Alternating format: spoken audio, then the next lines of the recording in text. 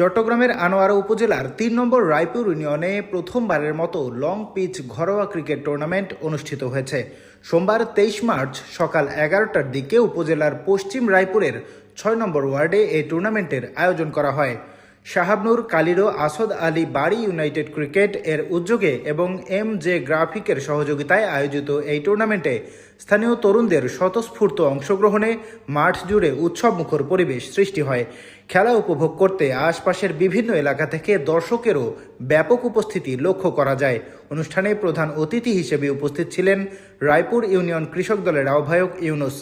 বিশেষ অতিথি হিসেবে উপস্থিত ছিলেন মাওলানা এনামুল হক এনাম। এ সময় আয়োজকদের মধ্যে উপস্থিত ছিলেন মিজানুর রহমান, দিদারুল ইসলাম, মুরাদুল আলম, আব্দুল মান্নান ও রিয়াজুর রহমান মনু। আয়োজকরা জানান, এলাকার তরুণদের খেলাধুলার প্রতি আগ্রহ বাড়ানো এবং সামাজিক বন্ধন আরও দৃঢ় করতেই এই ধরনের আয়োজন করা হয়েছে। ভবিষ্যতেও এমন আয়োজন অব্যাহত রাখার আশাবাদ ব্যক্ত করেন তারা।